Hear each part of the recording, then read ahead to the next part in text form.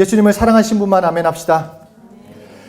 얼마 전에 들은 미국에 있었던 실화인데, 스트라디바리우스 이 바이올린이 있어요. 이 바이올린인데 이 한 대 가격이 최소 몇억 원에서 최대 몇백억 원에 달한다고 합니다. 이 악기가. 그런데 미국의 한 교회 성도가 이 바이올린을 가지고 있었어요. 그러니까 삶은 평범하게 보였지만 이 비싼 바이올린을 이렇게 가진 부자였습니다. 자녀들은 다 출가를 했고 자신도 나이가 들어가서 이제 더 이상 좀 큰 집보다는 작은 집에 내가 좀 관리하기 편한 집으로 옮기려고 했습니다. 그래서 집을 내놓고 자녀들에게 나 이제 이사 갈 거야. 너희들이 나를 좀 와서 도와줘라. 얘기를 했습니다. 그런데 자녀들이 나는 시간이 없어요. 나 시간이 없기 때문에 나중에 이런 말만 했다라는 것입니다. 그래서 자녀들 니들 시간 낼 때가 언제 있냐? 그래서 그 시간에 맞춰서 내가 정말 그렇게 맞춰서 이사하겠다. 그래서 이사 날도 여러 번 바꿨지만 결국 아무도 도와주지 않았다라는 것입니다. 그냥 그분의 친구가 도와줘서 간신히 이사를 하게 됐어요. 이사를 하고 짐을 정리하는데 이 엄마가 자녀들에 대한 원망과 분노가 막 끌어오른 거예요. 이놈의 자식들, 내가 어떻게 키웠고 내가 어떻게 했는데 이렇게 행동을 하냐. 그래서 마당에 모닥불을 피워놓고 이사를 도와준 그 친구에게 자신의 핸드폰을 해주고 영상을 찍어달라고 부탁을 합니다. 그리고 그 핸드폰 앞에 선 그분이 자신의 그 스트라디바리우스 바이올린을 들고 자녀들에게 이렇게 얘기를 했습니다. 이것은 내 아들과 딸들이 나를 도와주지 않고 나에게 관심을 갖지 않은 자녀들을 위한 것이다. 그러면서 너희가 유일하게 나에게 관심을 보인 것은 바로 이 바이올린이지, 그러니 너희들의 유산을 마음껏 즐기렴 하고 나서 그 모닥불 속에 바이올린을 던져버렸습니다. 결국 그 바이올린은 그냥 불타버렸어요. 부모 입장에서 자신에게 관심도 갖지 않은 자녀들이 정말 야속하고 왜 화가 나지 않겠습니까? 그런데 그녀는 자신의 화와 분노 때문에 세계에서 가장 값비싼 보물 중 하나를 태워버렸다는 것입니다. 우리가 왜 용서해야 하나? 바로 여기에 있습니다. 왜냐하면 내가 나의 가족에게 화를 내고 내 이웃을 용서하지 못하고 여전히 미워하고 있다라면 당장의 감정은 시원할지 모르고 당장의 내 속상함은 풀릴지 모르지만 나에게 주신 가장 큰 선물인 하나님의 용서, 하나님의 사랑, 하나님의 축복을 불 속에 던지는 것과 같다라는 것입니다. 불 속에 바이올린을 던질 때 그때는 그랬겠죠. 자녀들이 뭔가 깨닫겠지. 따끔하게 혼내준 거라고 생각했겠지만 결국 그것이 다 탔을 때는 후회밖에 안 남았을 거라는 것입니다. 그 이후에 자녀의 관계가 어떻게 됐겠습니까? 안 봐도 그냥 보이지 않습니까? 우리 삶에 하나님의 놀라운 축복을 맡고 있는 것은 다른 것이 아니라 용서하지 못한다라는 것. 그 용서의 문제가 있다라는 것입니다. 용서하지 못함으로 하늘에서 내려오는 것을 막고 오히려 그 용서하지 못함을 통해 손해보는 것들로 채워지고 있는 것이 아니냐 하는 것입니다. 유스렘에서 말씀을 전하면서 늘 그것이 고민이었어요. 왜 셋째 날 예수 이름 말씀을 듣고 막 그냥 피크를 향해 가다가 마지막 날 첫째 말씀이 왜 용서일까? 뭔가 다운되는 느낌이었고 왜 용서의 말씀일까? 왜 용서의 말씀을 총장님은 전하셨을까? 그런데 그 가운데 말씀을 전하면서 깨닫게 하신 게 바로 하나님의 말씀, 하나님의 예수의 피에 그 용서와 사랑, 진리, 성령 충만, 하나님의 이름이 나에게 실제되기 원한다면, 그것을 경험하기 원한다면 바로 지식이 아닌 경험이 되기 위해서는 용서를 해야 한다는 것이죠. 용서할 때 그것이 체험되는 것입니다. 그래서 마태복음 6장 14절 15절에 이렇게 예수님은 말씀하십니다. 함께 읽겠습니다. 시작. 너희가 사람의 잘못을 용서하면 너희 하늘 아버지께서도 너희 잘못을 용서하시려니와 너희가 사람의 잘못을 용서하지 아니하면 너희 아버지께서도 너희 잘못을 용서하지 아니하시리라. 이것이 하나님께서 우리에게 알려주시는 새로운 법칙입니다. 하나님이 알려주시는 법칙이에요. 상대방이 나에게 실수한 것, 잘못한 것이 있다고 그 사람을 용서하지 못하고 미워하면 그 사람에게 용서받는다, 아니다, 이 문제가 아니라 하나님이 나를 용서하지 않겠다라는 것입니다. 이게 하나님의 법칙이에요. 그 사람이 나에게 얼만큼 서운하게 했다, 그 사람이 나를 얼마나 열받게 했다, 그 문제가 아니라 너 사람을 용서하지 않으면 내가 너를 용서하지 않겠다라는 것입니다. 이 하나님께 용서받지 못한다라는 거, 뭐 그럴 수도 있지가 아니에요. 하나님께 용서받지 못하면 끝나는 거예요. 하나님께 용서받지 않으면 그것은 나의 생사의 문제요, 나의 영원한 것이 달려있기 때문에 그냥 넘길 사항이 아니라는 것입니다. 그런데 중요한 포인트는 또 하나 여기에 있는 것이, 내가 이웃을 용서해주면 나의 모든 잘못을 하나님이 용서해 주시겠다는 것입니다. 이것도 너무 중요한 포인트예요. 내가 이웃을 용서하면 그냥 나의 잘못을 그냥 용서해 줬을 뿐인데, 하나님은 나의 모든 잘못, 모든 실수, 모든 것을 용서해 주시겠다는 것입니다. 그러니까 이웃을 용서하는 것은 그냥 그 사람이 아니라 나를 위해서 하는 거예요. 왜 용서해야 하는가? 억울해도 용서해야 하는 것은 그 사람 때문이 아니라 결국 나 때문이라는 것입니다. 베드로가 이제 그 용서에 관한 예수님의 말씀을 듣고 또 물어봐요. 이제 오늘 본문이 18장에서 물어봅니다. 예수님께서 용서하라고 하셨는데, 용서할게요. 그런데 몇 번을 용서해 줘야 합니까? 언제까지 용서해 줘야 합니까? 내가 그 형제가 그 죄를 범하면 몇 번까지 용서를 줘야 합니까? 7번이면 충분합니까? 7번만 하면 됩니까? 그러니까 7번이라고 했으니까 베드로의 생각은 그랬을 거예요. 그래, 7번이라도 용서하면 보통 인간으로서는 잘하니까 예수님이 칭찬해 주실 거야. 그런데 예수님이 말씀하시는 것이, 아니다. 7번뿐만 아니라 7번의 70번까지, 다시 말해서 무조건 용서해 주라는 것입니다. 무조건. 그러면서 그 아래에 말씀하시는 빚을 탕감받은 부자의 비유를 말씀해 주십니다. 우리가 이 얘기를 많이 들어서 알고 있지만, 어떤 부자가 임금에게 1만 달란트, 그 지금 돈으로 환산하면 약 6조 원의 그 빚을 졌어요, 임금한테. 그러니까 이것은 뭐 평생에 어떤 일을 해서 이렇게 갚을 만한 그런 돈이 아니에요. 그래서 이 부자는 무조건 살려달라고, 그 왕에게 찾아가서 무조건 나 좀 도와달라고, 나 좀 살려달라고 그냥 빌면서 애원을 했습니다. 그러니까 이 왕이 너무 불쌍한 거예요. 그러니까 갚을 이만한 보이지 않아가지고 1만 달란트라고 하는 그 엄청난 돈을 탕감해 줬습니다. 하루아침에 6조 원이라는 그 돈을 없는 것으로 채워줬어요. 당시에 돈을 못 갚으면 자신뿐만 아니라 가족 모두가 종으로 살아야 했었는데, 거기서도 자유케 되고 더 이상 갚을 돈이 이제 없게 됐어요. 정말로 신나게 달려왔습니다. 신나게 뛰면서 나는 이제 살게 되었다. 너무 기쁘다. 감사하다. 하는데 그 가는 길에 자기 자신에게 100데나리온 빚진 그 친구를 만났습니다. 그리고는 그를 붙잡고 내 돈을 갚으라라고 말씀하고, 내 돈을 갚아라. 내 돈을 갚아라.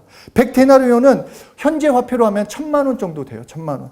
물론 많은 돈이에요. 1,000만 원이 작은 돈이 아니에요. 그런데 중요한 것은 자기가 6조 원을 탕감받은 거에 비해서 1,000만 원은 아무것도 아니라는 것입니다. 그런데 조금만 기다려달라고, 살려달라고 하는 그 친구의 간청을 무시하고 자기 집 옥에 가두어 버립니다. 후에 왕이 이 소문을 듣고 얼마나 열이 받았겠습니까? 내가 너를 얼마나 용서해 주는데. 그래서 왕이 그 부자를 잡아와서 안 갚아도 된다는 것을 무효로 하고 그 빚을 다 갚을 때까지 감옥에 두었다라는 그 비유를 예수님이 말씀하셨습니다. 그리고는 바로 이어서 이런 말씀을 하십니다. 마태복음 18장 35절 함께 읽겠습니다. 시작. 너희가 각각 마음으로부터 형제를 용서하지 아니하면 나의 하늘 아버지께서도 너희에게 이와 같이 하시리라. 이와 같이 하신다라는 거. 이거를 그냥 생각하시면 안 돼요.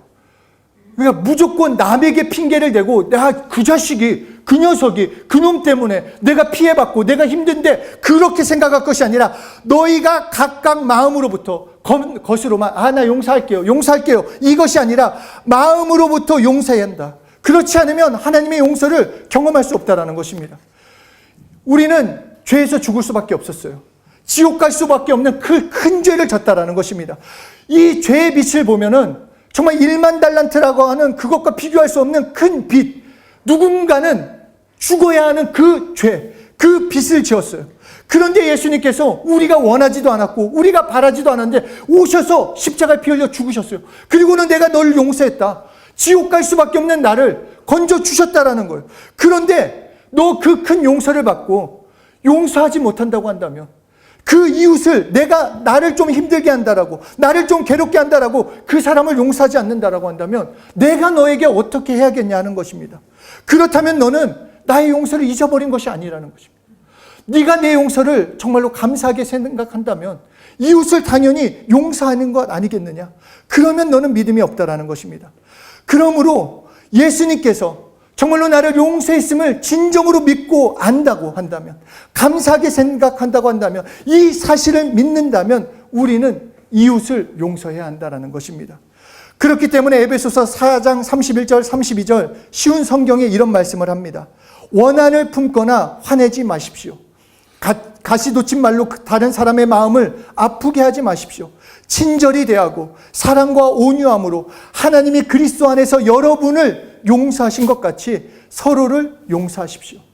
이것이 우리에게 말씀하시는 것입니다. 용서를 통해 우리는 하나님의 사랑을 더 크게 경험할 수 있습니다. 하나님의 것을 누릴 수 있게 됩니다. 하나님의 그 용서를 체험하게 됩니다. 하늘의 것으로 열매 맺는 인생이 되는 것입니다. 그러므로 첫째로 용서하지 않는 마음을 그냥 두시면 안 됩니다. 용서하지 않는 마음. 용서할 때가 있으면 한쪽 마음에서 그런 마음이 듭니다. 내가 굳이 용서해야 돼? 내가 해야 돼? 지금 생각하기도 싫고 보기도 싫은데 내가 얼마나 억울한데 용서하고 싶지 않아. 그냥 놔둬. 어떤 사람들은 그런 얘기를 합니다. 그냥 덮어둬. 시간이 지나면 괜찮아. 안 보면 괜찮아. 문제 없어. 다 괜찮아질 거야. 그런데 문제는 용서하지 않는 마음은 그냥 둔다고 해결되지 않는다는 것입니다. 그냥 그것이 해결되지 않고 그것이 뭔가 좋아지지 않는다는 것입니다. 오히려 그 마음이 좋아지는 것이 아니라 곪게 되고 썩게 만든다는 것입니다. 그러니까 용서하지 않는 마음은 두 가지 길밖에 없어요. 치유받거나 아니면 그냥 썩게 만들거나. 너희가 선택하라는 것입니다. 그러니까 용서하지 못하는 그 감정, 그 마음을 하나님께 내어놔야 합니다. 하나님께 그 무거운 짐을 내려놓고 예수의 피로 씻어달라고, 미움도 원망도 지금 나의 마음 그대로 하나님께 공개하고 그 용서하지 못하는 마음, 용서할 수 있는 그 마음을 달라고 하나님께 기도해야 한다는 것입니다. 그리고 두 번째는 용서는 계산하지 않는 것입니다. 이 수학을 좋아하지 않는 저도 이 용서할 때만은 아주 계산적이에요. 너 나한테 그때 잘했으니까 한 번은 나한테 실수해도 괜찮아. 너는 나한테 그때 그렇게 했지. 너 이번에 실수했으니까 너 가만히 안 둘 거야. 1 빼기 1은 0이다. 이런 거 아니라는 것입니다. 어떤 수적으로 계산하는 것이 아니라 카운트하는 것이 아니라는 것입니다. 왜냐하면 반대로 너가 한 것처럼 한다고 말씀하신 것처럼 만약에 하나님께서 너 이렇게 했으니까 이렇게 해줄 거야. 너 한 번 잘했고 한 번 못했으니까, 한 번 남을 미워했으니까 하나님께서 나를 그렇게 카운트하신다면 살 수 있는 사람은 한 명도 없다라는 것입니다. 그러므로 예수님이 우리에게 알려주신 용서의 새로운 법칙이 아까도 나눴지만 마태복음 18장 22절에 예수께서 이르시되 내게 이르노니 7번뿐만 아니라 7번을 70번까지라도 할지니라. 횟수를 정하지 말고 무조건 용서해라. 저 사람이 나에게 100번이나 실수했는데 아니 100번 또 용서해라 라고 말씀하시는 것입니다. 왜냐하면 하나님의 용서가 그런 용서이기 때문입니다. 나를 향한 하나님의 용서는 내가 잘했고 못했고 내가 어제까지 어떤 모습이라 할지라도 횟수가 있는 용서, 몇 번까지 용서한다는 용서가 아니라 계속 해주는 용서이기 때문입니다. 그래서 우리를 볼 때도 누군가가 실수를 하면 그런 마음이 들지 않습니까? 야, 너 한두 번 이렇게 실수하는 것은 그래, 그런가 보다. 연약하니까 한번 봐주자. 그런데 똑같은 실수를 여러 번 하면 저 새끼 나한테 뭐 먹이려고 하는 거 아니야? 지금 먹이는 거 아니야? 날 열받게 하는 거 아니야? 이런 생각이 든다는 거죠. 그래서 너도 한번 걸려봐라 나한테. 그런데 예수님은 그렇지 않다라는 것입니다. 어제 넘어졌어도 다시 회개하면 용서해 주겠다. 어제 실수하고 또 회개하면 또 살려주겠다. 새로운 삶을 만들어주겠다. 이번까지만 용서하는 것이 아니라 내가 자고 깨고 어느 순간에 있어도 항상 용서하시는 하나님의 용서라는 것입니다. 이 용서를 받고 있기 때문에 너희도 용서해 줘야 한다라고 우리에게 말씀하시는 것입니다. 그러니까 앞에서 말한 새로운 법칙, 하나님께 매일 매순간 용서받고 있는 법칙을 다른 사람에게도 적용시켜 줘야 한다는 것입니다. 마지막으로 셋째, 용서를 포기하지 않는 것입니다. 용서는 단번에 되지 않아요. 내가 이 말씀을 듣고도 정말 떠오르는, 내가 그놈만큼은 용서 못하겠는데 하는 그 사람을 지금 입으로 신해서 용서한다. 물론 용서가 되는 사람도 있을 거예요. 용서가 되는 사람도 있지만 1분 만에 용서할 수도 있지만 몇 달, 몇 년이 걸려서 용서가 될 수도 있다는 것입니다. 그래서 용서를 포기해서는 안 됩니다. 용서하지 않으면 나도 그 용서를 경험할 수 없기 때문에 끝까지 용서해야 합니다. 물론 힘들어요. 이것을 참 용서라는 게 어려워요. 어렵기 때문에 용서하라고 말씀하신 것 같습니다. 오늘 본문에 나온 빚을 탕감받은 그 부자 친구가 빚 아까 말한 것처럼 1,000만 원이에요. 1,000만 원. 그냥 없다고 하기에 크다라는 것입니다. 그런데 우리는 우리의 시선을 하나님께 돌려서 내가 어떤 용서를 받았고 어떤 것을 탕감받은 것인지 생각해 보면 그것에 비하면 작다라는 것입니다. 마찬가지로 우리에게 잘못하고 나를 힘들게 한 것들이 나의 입장에서는 분명히 힘들어요. 각자의 상황이 다르고 각자의 환경이 다르기 때문에 어렵지만 그러나 확실한 것은 우리의 죄를 하나님이 용서해 주셨다는 것입니다. 위켄드에서 용서의 말씀을 듣고 나면 나는 용서했어. 나는 이제 용서할 거야. 그런데 그 사람을 다시 만나면 불일 듯 일어나요. 열받아. 나는 이렇게 막 애쓰면서 회개하고 막 용서한다고 했는데 저 자식은 왜 이렇게 잘 살지? 왜 이렇게 아무 일 없이 지내지? 정말 그 막 미움이 올라온다라는 것입니다. 용서는 단번에 되지 않습니다. 한 번에 되지 않아요. 그렇기 때문에 하나님께 구해야 하는 것입니다. 용서하게 해달라고, 나 좀 용서하게 해달라고. 그렇게 계속 매달리고 용서할 수 있도록 하나님께 매달리면 결국 하나님이 해결해 주십니다. 그러므로 용서의 문제를 대충 넘길 생각하지 말고, 대충 빨리 해결되려고 하지 말고, 진정으로 그 사람을 긍휼히 여길 수 있는 마음이 들 때까지, 내 마음과 감정과 태도에서 그 사람을 용서할 때까지 용서하게 해달라고 구하며 나가는 것입니다. 그러면 이때부터 하나님의 은혜가 부어지게 되는 것입니다. 하나님의 말씀을 경험하게 되는 것입니다. 영적으로 그때부터 성장하게 되는 것이요, 영적인 복을 함께 누리는 것입니다. 나에게 있는 미움과 원망 때문에 하나님이 주시는 그 놀라운 용서, 사랑, 축복을 불 속에 던지지 맙시다. 왜 내가 그 사람 때문에, 지금 나를 열받게 하는 것 때문에도 내가 지금 힘든데 그 미움 때문에 내가 받은 하나님이 주신 그 축복을 어떻게 또 불 속에 던질 수 있겠냐 하는 것입니다. 내가 그것 때문에 내가 고통하고 죄값을 치를 수 없다라는 것입니다. 그래서 로마서 12장 18절에 하나님께서 우리에게 이렇게 말씀해 주십니다. 함께 읽겠습니다. 할 수 있거든 너희로서는 모든 사람과 더불어 화목하라. 내 사랑하는 자들아, 너희가 친히 원수를 갚지 말고 하나님의 진노하심에 맡기라. 기록되었으되 원수 갚는 것이 내게 있으니 내가 갚으리라 주께서 말씀하시니라. 이 말씀 계속 한번 보세요. 할 수 있거든. 어려운 건 알지만 너희 할 수 있어. 한번 해봐봐. 모든 사람과 더불어 화목해봐라. 너를 좀 힘들게 하고 너를 어렵게 하고 너의 마음을 힘들게 할지라도 나 때문에 한번 화목하게 해라. 그리고 친히 원수는 내가 갚을 거니까 네가 앞장서가지고 이놈의 새끼 나한테 그렇게 했지, 너 이렇게 나를 힘들게 했지, 네가 원수 갚지 마. 내가 갚아줄 거야. 하나님의 진노하심에 맡기고 원수 갚은 것이 내게 있으니 내가 갚으리라 주께서 말씀하시니라. 이렇게 약속하신 것입니다.